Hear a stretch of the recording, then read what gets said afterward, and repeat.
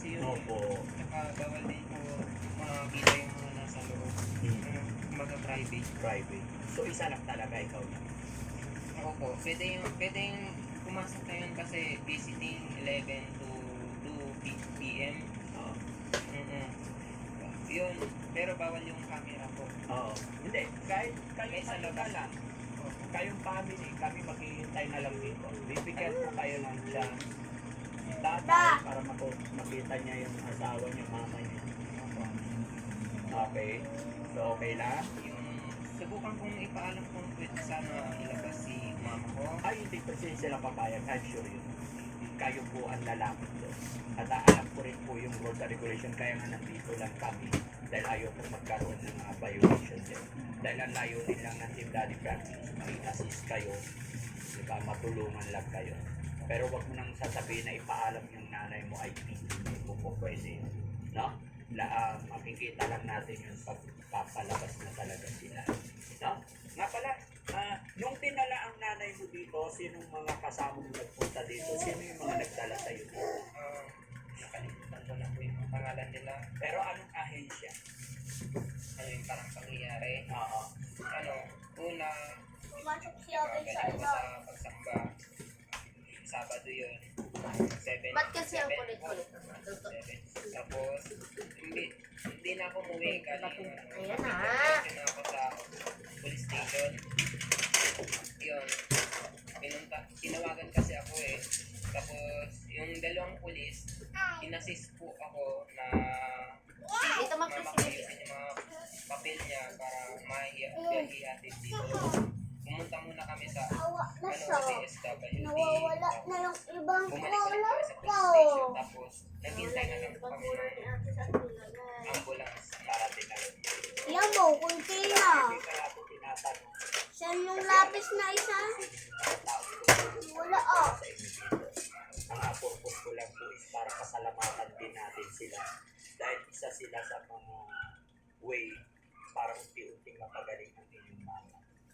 At magmula po kay Daddy Frankie, mga kababayan, sa pagmumuhan po ng DSWD na tumulong sa pamilyang ito para madala si teacher, ako po ay napapasalamat sa pagmumuhan ng DSWD dito sa ating bayan ng Saan na lang dinala yung water, At syempre sa ating mga kapulisan, maraming salamat, sir, sa mga kapulisan na tumulong kay RJ. Ako po ay lubos na nagpapasalamat dahil unti-unting nagkakaroon ng pag-asa yung pamilyang ito na dati ayon kay RJ halos bumigay na rin ang kanyang mentality. Narinig ko po sa kanya yan. Milk na panis. Kaya talaga madudulog ang puso ko. Pero ngayon alam ko sa tulong at gabay ng ating Panginoon at sa pagkakaisa natin lahat. Aba, ang dami alam naman ko, yung walang trade. imposible. No? So RJ, bigyan kita ng pagkakataon para pasalamatan din yung mga nag-atid sa inyo dito. Sana all. Sige po. Tumayo ka dyan, tinatamad ka naman kumain.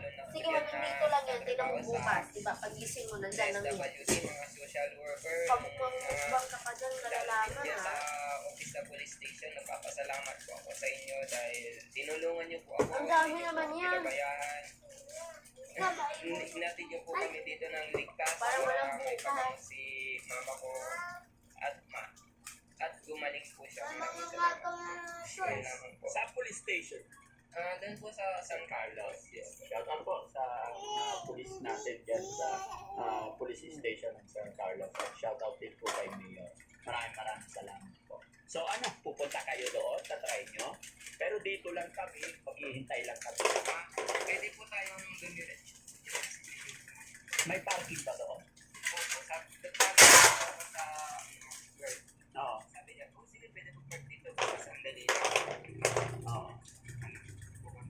Sama na lang kasi dito. Naging kabisado mo na. Okay. Pero I think, ano bang sinasabi niya? Gusto niya siya ang maiwan? Kung ano, pwede ako. Pero, Oo, alam ko hindi pwede. si Kuya, kasi gawin yung best niya. Pero, Kuya, okay. Parang ako na lang po yung magpapantis. Ikaw pa rin. Okay. Oh, yes. Kasi nagtitake din ng medicine si Kuya. Opo. Tsaka alam ko hindi kakayanin. No? Sige. So, paano? Diretso na tayo doon? Wala na po. Okay na kami, walang problema. Huwag kang mahiya, RJ. Kung ano yung gusto mong sabihin, kung anong gusto mong request, ang araw na ito, moment na to is para sa inyo. Kaya huwag nyo kami iisipin. Okay? Tay, hindi makapagsalita si tatay. Anong gusto mangyari ni tatay? Kasi ano ko nararamdaman ako. Ngayon ko lang nararamdaman yung pagmamahal na binigay sa akin ng sobra-sobra ko. Napakaswerte mo, tay. Napakabait mo yung mga anak. Gaya ng aking sinabi, lahat naman tayo nagkakamali at may pagkukulang, pero ni 1% walang hinanakit ang iyong mga anak. Bagkos sila pa rin yung may dispensa siya sa'yo. Kasi sabi nga ni RT, ginawa na niya ang lahat, yung kanyang magagawa ng time na wala ka. Pero alam niya kulang pa rin. Dahil nangyari sa kanyang nanay, sa kanyang mga kapatid. Pero gaya na ating sinabi, kasama sa buhay yung mga ganitong bagay, no? Okay, sige guys, abante tayo, ituro mo yung daan. Oh, sige. Ingat, men.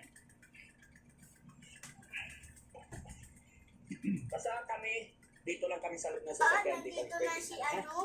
Hintayin namin kayo kung ano magiging decision. Buti naging kabisado mo na rin dito. Sa rin ako, isang buwan na rin. Mag-iisang